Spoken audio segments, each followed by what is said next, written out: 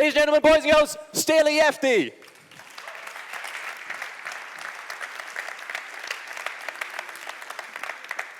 You're all incredibly powerful and attractive people with amazing decision-making skills, especially the decision to come here. So thank you for that.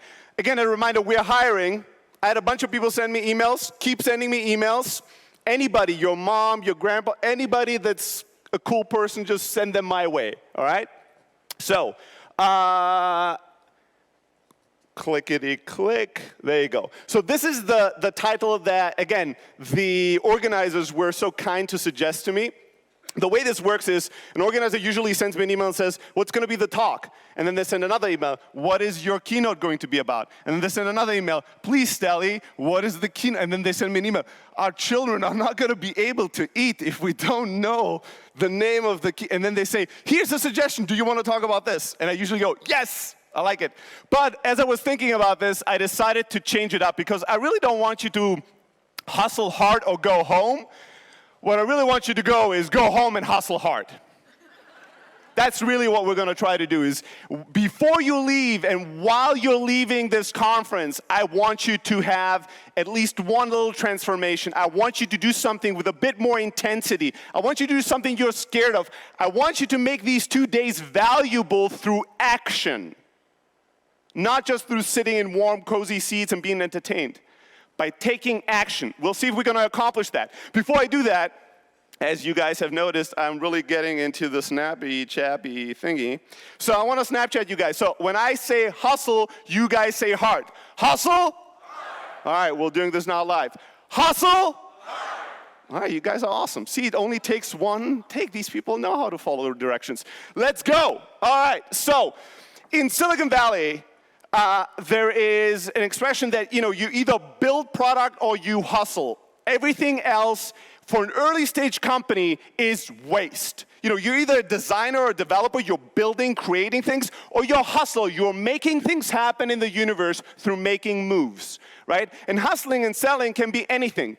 It can be hustling key employees to join your company, can be hustling the press to write about you, can be hustling investors to give you their money. And even better, my favorite hustling is hustling customers and users to give you their attention and their money because they're the only people that truly matter at the end of the day, right? So you either are building shit or you're selling shit. Everything else is wasteful. Somebody yesterday grabbed me and said, Steli, today you told us about everything we should say no to, and you said tomorrow you're going to tell us everything we should say yes to. And I told him, I lied. What are you going to do about it? Nothing. So, this is a very important principle. If you're in a startup today and you're not building something or hustling, what the fuck are you doing? Honestly, and I ask myself this every day. I have like at least 3 times a day where I have to slow down and ask myself, what the fuck am I doing right now? I'm fucking around. I'm writing this email for the 3rd time. What the fuck? Just send it. I'm, tweeting this thing. I'm doing this. I'm like in a million little directions. And once I get into that space, I tell myself, shut the fuck up, stop fucking around, and do something that truly matters for this business. What's one thing that I can do today that if I only do one thing, it would move the world forward? It would move my company forward. If I could only do one thing, what's that thing? Why am I not doing that right now? It's the only question I have. I have a very simple formula for hustling. It's very, very simple. This shit is not rocket science, right? We talked about this yesterday for the people that were here at the keynote. Broccoli and work out. Like, what's the secret to success? It's simple. Sales, hustling, it's not complicated. Business is not complicated. It's humans that make it complicated. It really is. It's our emotions, it's our insecurities, it's our fears. I was at another conference a week ago, and somebody was like, at a bar, was like, running a startup would be so much easier if it wasn't for these customers. Yeah, fucking humans, right? They ruin everything. They make everything complicated. But if you boil it down to the truth, business is simple. You create a service or a product, and you serve it to somebody, and they give you more money than it costs you to produce it. It's very easy. Product and distribution. That's it. That is it. Everything around it is bullshit in one flavor or another. So, I'll break this down very simply for you. It's 3 steps to hustle hard. First, you have to show up. It's something that's been written about. I'm not going to bore you, but I'm going to give you one beautiful story. It's still my favorite story on showing up. About 10 years ago, I go to the Valley, and I start my first startup. I'm not going to bore you about the details. It was a soul-crushing defeat, failure, and bankruptcy after 5 years of being an idiot and fucking around. But in year 2, I had this young student from Germany send me an email. And he's like, I was on your platform. I'm such a big fan of what you're trying to do, yada, yada, yada. And he kept sending me emails. He was one of our power users on our platform. He was constantly there commenting on everything, using everything. He's just a real power user, a real champion. And eventually he was like, Steli, can I just get 50 minutes of your time on Skype? I really want to talk to you. And since I was saying yes to everything back then, I was like, yeah, sure. So I'm talking to him, and he's like a nice little kid, and whatever, we just chit-chat. And at the end of the Skype call, he's like, Steli, before you hang up, one quick question. Are you busy? Do you have a lot of work right now? I was like, yeah, fuck yeah, I'm busy. I'm incredibly busy. It's like, okay, bye. And he hangs up. 4 weeks later, I get an email from him. It's like, Steli, since you're so busy and I really want to support you, I decided to drop out of school. I have bought a ticket to San Francisco, and I'm arriving tomorrow at 11 a.m. at SFO. If you could pick me up, that would be awesome, but I know the address of your business, so I will also be able to get there through the train. I figured out, and I will start my internship with you tomorrow. I'm really excited. Cheers. That motherfucker hired himself as an intern. And I was like, if this asshole, yeah, he deserves applause.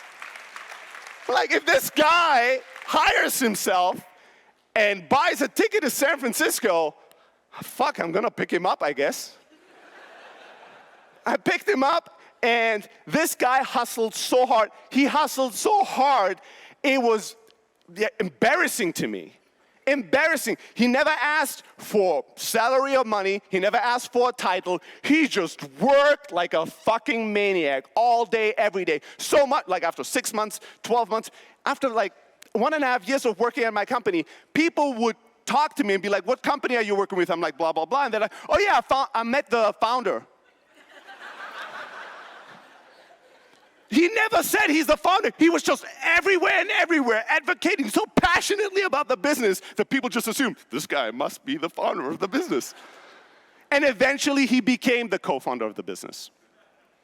There were a lot of people, a lot more skilled, a lot more experienced, a lot more valuable in the early days that constantly complained to me, Steli, if I only had the co-founder title and not just a senior developer title, I could do so much more for the company. If I only had this little bit more equity, if you gave me only one of this, if you gave me just this or that, I could be better. This motherfucker was like, fuck this shit. Permission is for suckers. He just took what he wanted. He didn't care about anything other than providing value. And he showed up in a major way. Today he runs his own startup in San Francisco. He's the CEO and founder, and he's an amazing human being, a really good friend of mine. But he's really the best example for the power of showing up. You show up, magic fucking happens. So that's it. Showing up, it's easy. Showing up can mean coming to a conference. Showing up can mean picking up the phone and calling somebody. Showing up can be sending an email. Showing up means making that first step, that uncomfortable first step. I came down to the coffee lobby area to have coffee for an hour and be interrupted, because if I don't want to be interrupted, I'm not going to be at the area where all the attendees are having coffee. And I could see how many people were looking at me and were like deliberating. Oh my God, I really want to go over there. I say hi, shake this man's hand. But then he said, don't interrupt me. He might scream no. If I ask, he might punch me, he might Snapchat about me. And they were like thinking about it. And I've been in this position myself as well. It's not that I don't feel these feelings. There's moments where I'm like, oh, I should do this. Or I should pick up the phone and talk to that person. And I have a moment of hesitation. It's, you're being a little insecure teenage, girl. You're like, will he think I'm beautiful? Will he say no? Will he reject me? You're insecure. We're all insecure. That's cool. The thing is not being insecure, not being insecure. We are all insecure. I am insecure. The thing is, can you overcome that? Can you take action despite that feeling? And there were a few people that were like, fuck it. And they came over like, I don't want to interrupt you, but I've already interrupted you. All right, never mind. Can I have 5 minutes of your time? I'm like, fuck yeah, that's why I'm here. Otherwise, I'd be in my hotel room if I wanted to be in peace, right? And it was beautiful. I had a bunch of people that I was able to help, interact with, and the difference between the people I spent time with versus those that I didn't was just that, showing up, making that uncomfortable step, taking that risk.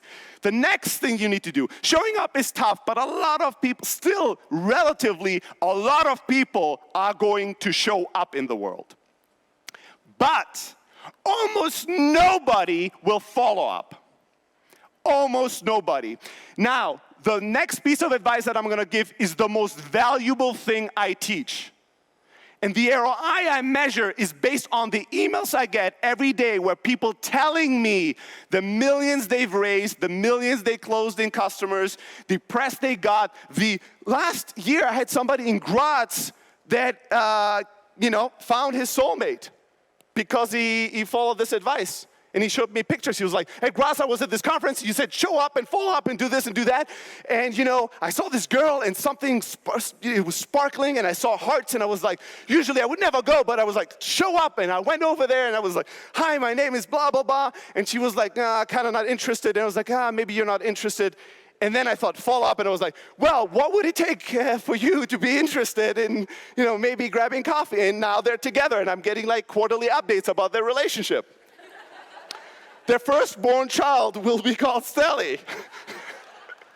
Right? Magic showing up can come in all forms, but follow-up is where magic happens. Relationships are built, but millions and millions in error.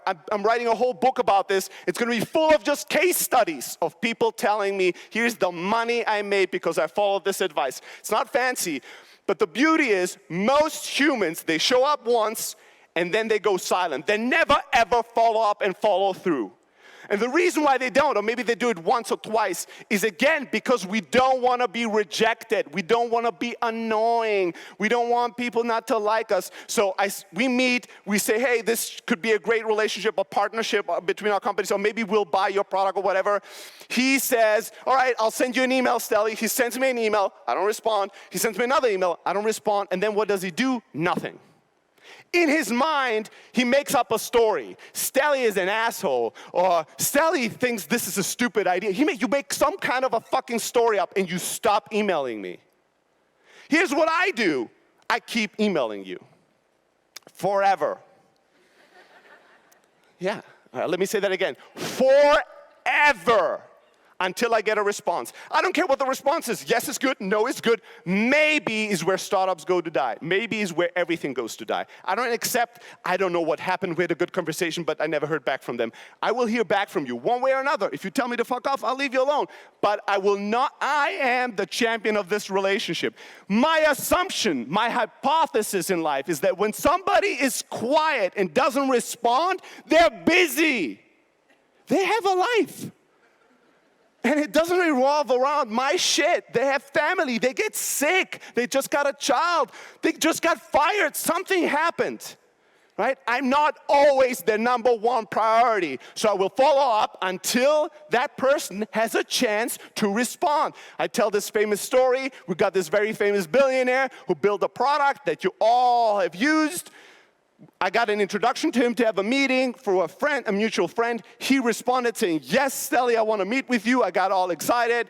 And then he didn't reply. Right? I suggested sometimes he didn't reply. I sent another email, he didn't reply. I sent another email, he didn't reply. 48 emails later, he replied. And here's what he said.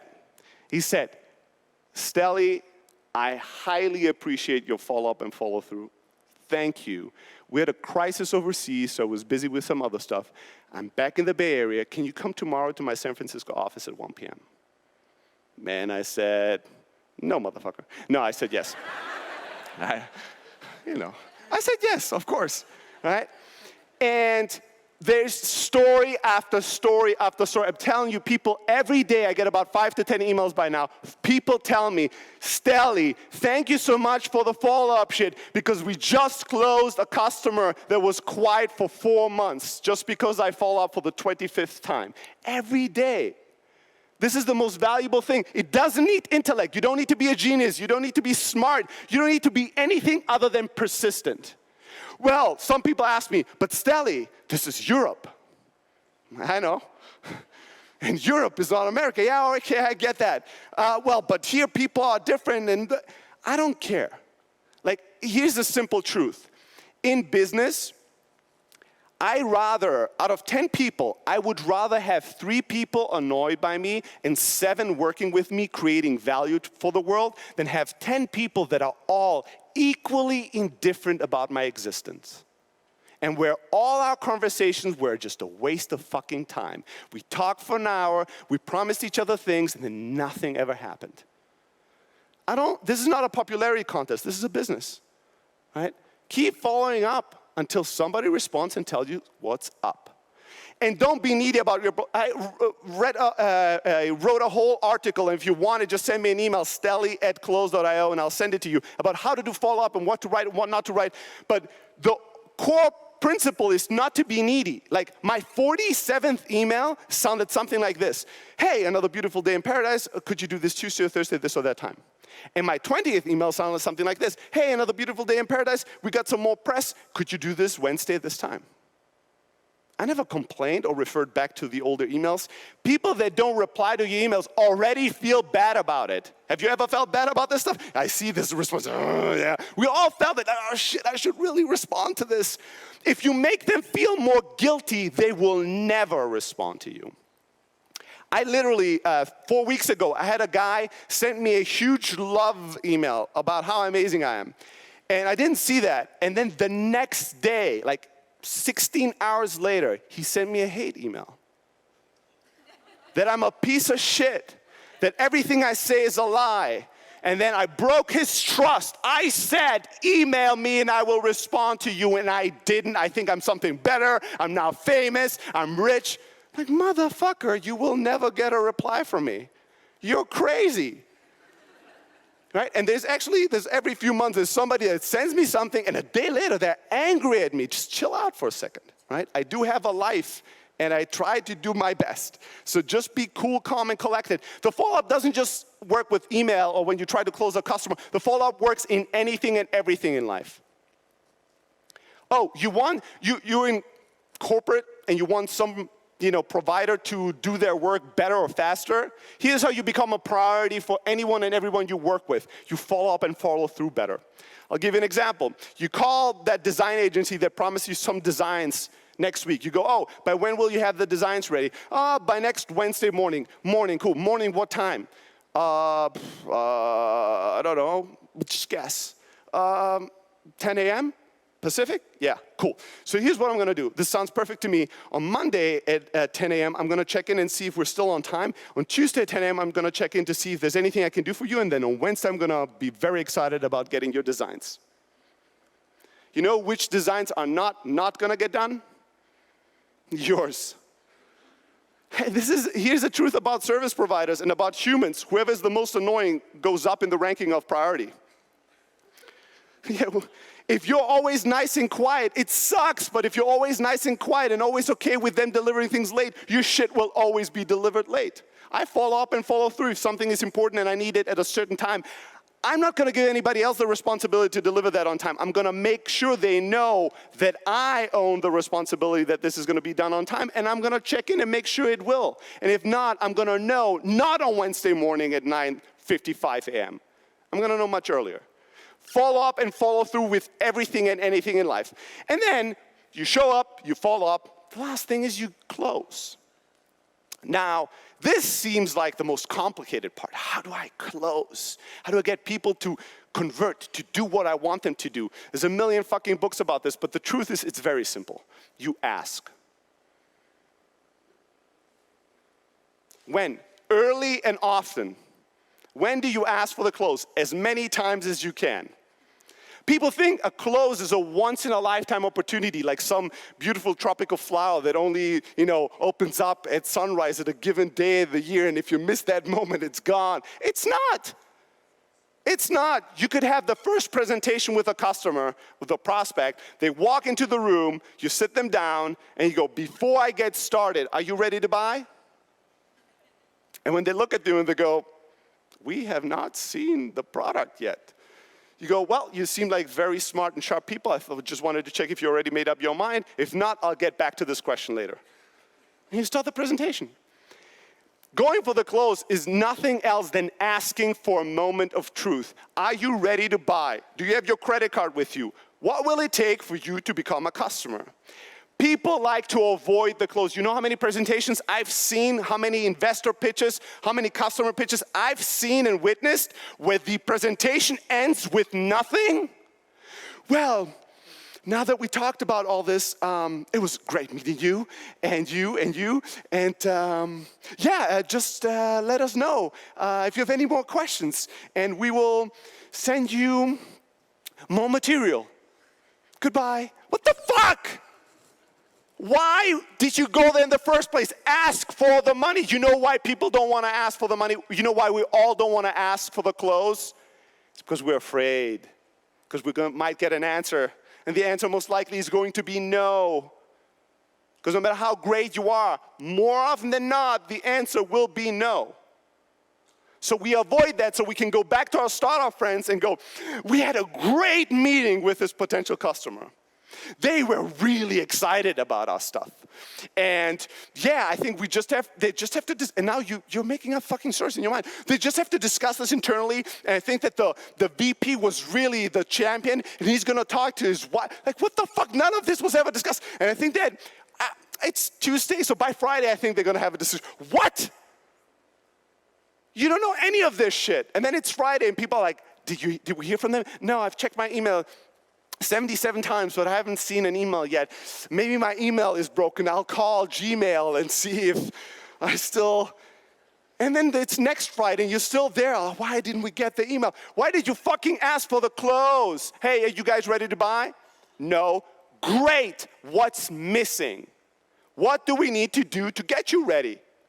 What did I miss? What did I fuck up? What are we not good at? Help me out here. Let me know. No and yes are good. They are clear results. You can deal with results. I guarantee you, if you go to 100 customer meetings and you get a no, a clear no at every single one of them, you're gonna change something. I guarantee it. The problem is, you went to 100 meetings, you had 1.5 say maybe they would buy without money. Do you have customers? Yeah, we have some customers. What are they paying you? They're not technically paying us yet.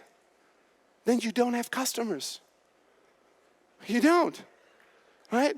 Okay, so we have 1.5 that might pay us, and they are, and then we have 20 that are, 30 that are really, really interested, and then we have another 50 that are kind of interested, and then we have the rest that's somewhat interested. Yeah, just keep doing what you do forever. Right? There's nothing you can learn when you don't know what's happening. Your job is to create moments of truth. Yes, awesome. No, awesome. No, good. Now we know where we stand. What do we need to do to get from no to yes? What's missing? Now you can learn something. You can get real information.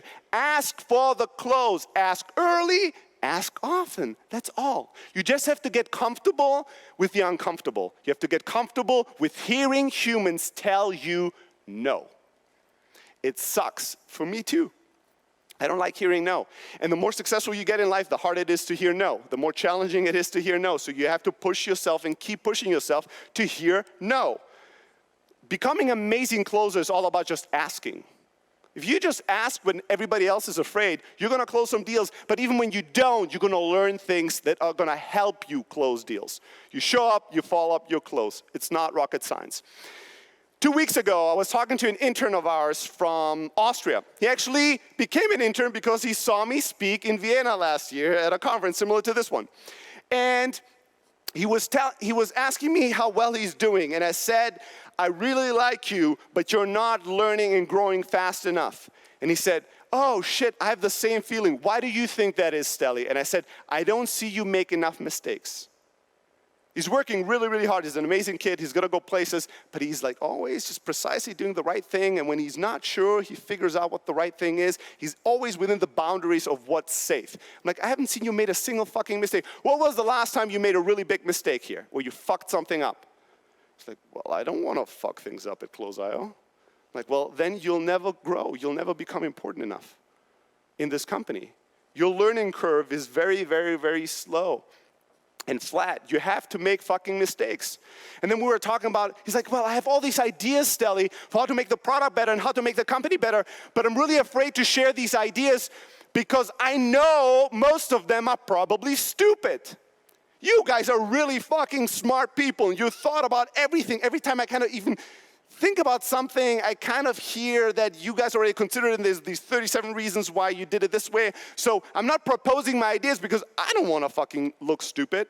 And then that's exactly when I said this. If you want to get smart really fast, you have to fucking look stupid. There's no other way. You need to embrace stupidity in the name of progress. Your own and others. Reid Hoffman said, if the first version of your product is not embarrassing you, you launch too late.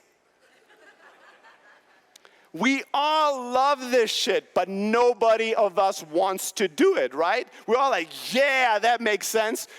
Well, what are you going to do that's embarrassing this week? Let me think about that.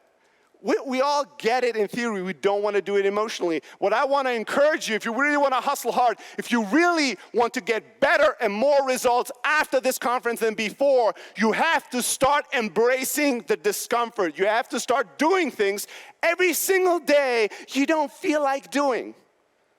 The kind of things where you go, I should probably do this, but I don't want to. That is the money spot. That is the moment where you can either change yourself in the world or keep everything the way it is. Discomfort is the single strongest signal for growth. Because think about this. There's a circle of comfort. There, in the middle is you. There's a circle of your comfort zone. Everything and anything in your comfort zone you have mastered. That's why it is comfortable. Right? So, nothing new, nothing valuable will ever be discovered within that zone. Everything that you are today, everything that you have accomplished until today, you will keep accomplishing if you stay within that zone. Anything worth anything is outside your comfort zone. It's outside it. So if you ask yourself, when was the last time I was really uncomfortable about something? When was the last time I had to do something that took courage? Doesn't matter if it was an email or a call or just tipping somebody at the shoulder and say, hey, I really just wanted to say hi, I have a product, maybe you want to buy it. I had a guy here come to me, it was the greatest interaction ever. He came and said, hi Steli, I don't want to waste your time. What we do is we do blah, blah, and blah. Would you buy that? Would you guys are interested in this? I'm like, no fucking way. He's like, okay, do you know somebody who's interested in this? I'm like, I have no fucking clue. It's like, huh. I'm like, don't you know? It's like, I'm trying to figure it out, that's why I asked you. I'm like, my man. And he was like, all right, if you ever think about somebody, let me know. Bye. To me, that's an amazing interaction, right? In 10 seconds, we figured shit out. He could have stayed there for 30 minutes. Your talk was so great. You know, I saw the tweet last week about this article. He got right to the point. Are you going to buy this? No. Do you know somebody? No. All right, let me try to find somebody else. Good luck, man. Right? In 10 seconds, we accomplished shit. But I'm sure it was not comfortable for him. And I'm sure for a millisecond, he was like, another person that says no. Yeah, embrace that pain. Then another thing I learned that I realized at this conference, you know, one thing I picked up on is that when we were looking at the pitches yesterday and when I was meeting people in person, a lot of people were including things in their presentations, something along the lines of, just give you one example is, for instance, here's the number of users that we acquired with no marketing. Oh, here's the number of revenue we got with no funding. Here's the product we built, but we did it part-time. I don't give a fuck. Nobody does. Honestly, stop telling yourself these excuses and stop excusing yourself proactively and preemptively to others. Hey, this is our logo. So this is my first slide. I'm sorry, I was sick and my designer had a baby, so I couldn't make this. Who gives a fuck? What kind of value am I creating to you by explaining you the slide? I'm just excusing myself. It doesn't matter. Like I have days where horrible things happen, right? Personally, in the business, a catastrophe, one of the most important employees leaves. And in 2 minutes, I have a podcast interview. I feel like having a fucking podcast interview, and the first question is like, what excites you most about your business? Suicide? I don't fucking feel like doing that. I don't feel like doing lots of things. You know, some days I have fights with my family. I fight with my brothers, with my mom, with my wife. My children tell me I suck. I'm in a bad place. And then I come home and some employee's like, I really need to talk to you. It's really, really urgent. And I'm like, oh, okay, good. I'm like, another catastrophe. Shit. They go into a separate room and the person's like, you know, I want to go on vacation at this place, and I couldn't find a hotel, and I know that you have some friends there, and it's really urgent. I really appreciate if you could take the time right now and call one of these people and find me a hotel. In my mind, well, most of the time I'll just say no, but in my mind, I want to tell the person, fuck you. I just went through all this fucking pain. I had all these problems. I had to call this customer that canceled. I had to, call somebody, a friend of mine whose mom died. I have all this shit, and you want me to find you a fucking book, a fucking hotel room? But you know what I say? I get that this is really important to you. This vacation is something that you really deserve. I don't have time right now. So send me an email. I'll figure it out later. Or I'll send it to somebody who can. They don't fucking care about my personal problems. Like, there's a time, there's friends, there's family, there's a time where you just share each other's bullshit, right? And we need that, and it's a nice thing. But in business, I don't care. Oh, I got a parking ticket, and this morning I didn't find my jacket. What the fuck are we wasting all this time? You tell me your personal problems. And these numbers, we got only 10,000 users, but we've also had no marketing. Funny enough, nobody has any marketing. So every single slide was we did all of this with no marketing. No shit. Right? No shit. All these people just magically discovered you. Right? You didn't spend advertising dollars, but you did marketing, motherfucker. Like, there's no way you got to 10,000 people with no marketing. You did marketing.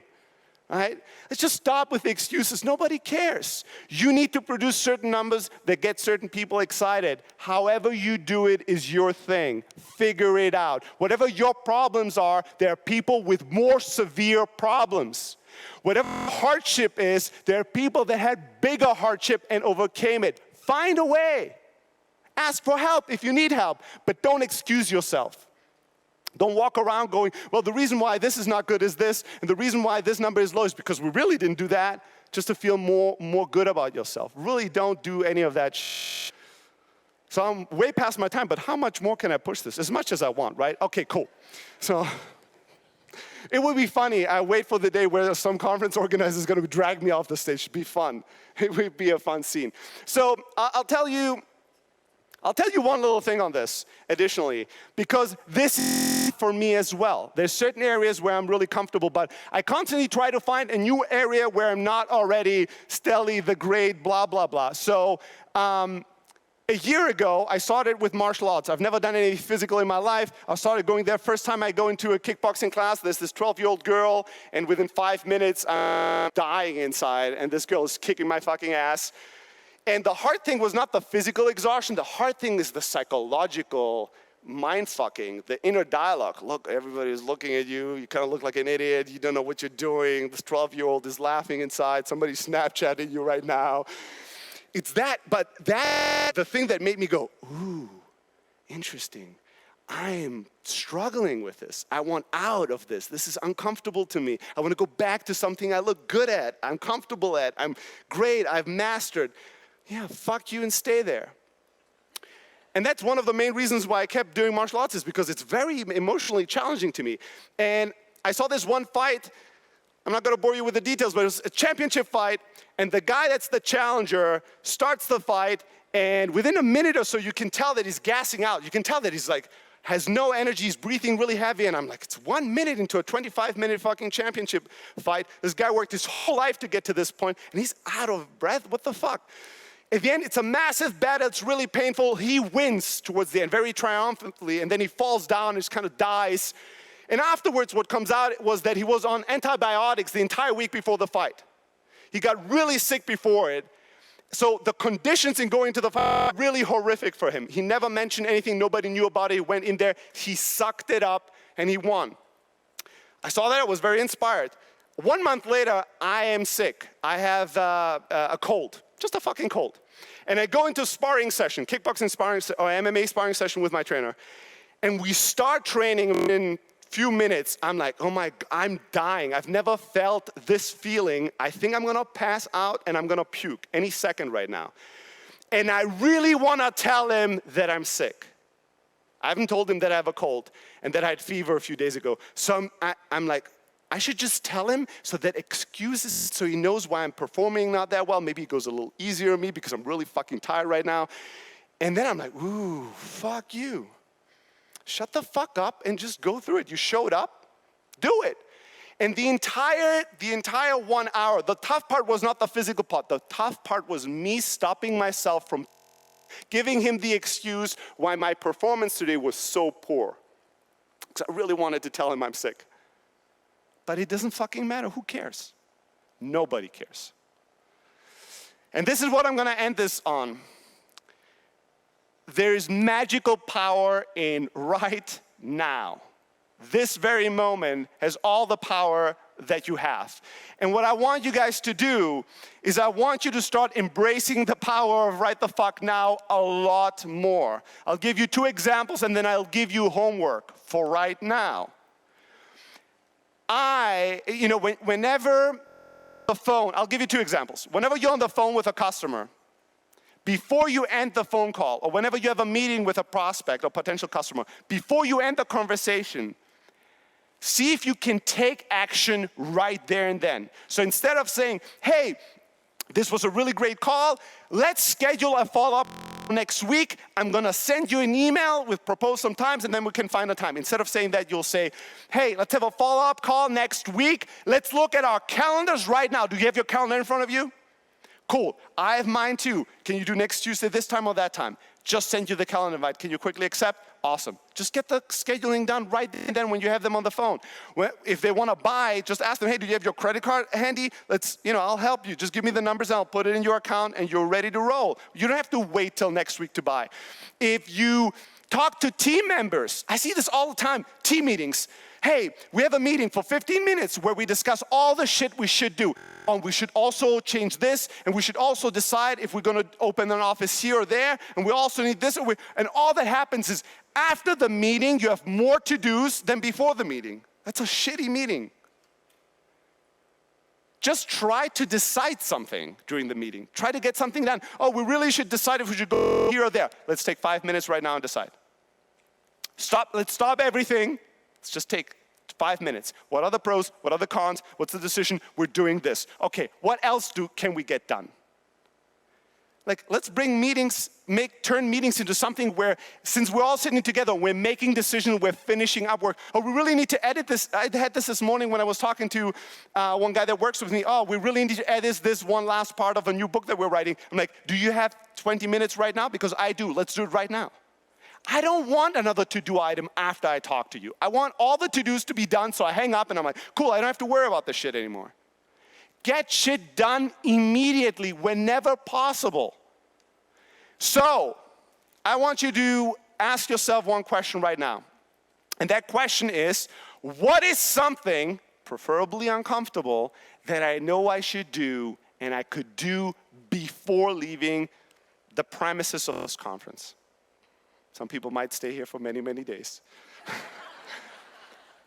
Seriously, and some of you will listen to me and go, yeah, that's such a cool idea. And then you just fuck off and not think about it. It's your personal choice. But I really want to encourage you, let's all be more courageous. Let's make the world a better place by taking some fucking action right now. Think of one thing, an email, a call. If you're like, well, the big thing that I really need to do, I can't get this done right now. Maybe you can get something done related to it. Oh, I really need to tell my mother I love her. I haven't told her in 30 years. That's a great thing to do, by the way. You should all call your mothers and tell you love them right after you've done the action. Just to double down on the awesomeness. But if that's the case, and you're like, my mom is wherever traveling and I can't call her right now, how about writing down all the reasons why you love her so when you call, you're not going to back out? Do something. Take some action towards the thing that you're uncomfortable about and that you know that would push your company and your life forward. Do it right now. Cool. Sounds in that sense, ladies and gentlemen, Steli Efti. Thank you. Thank you so much.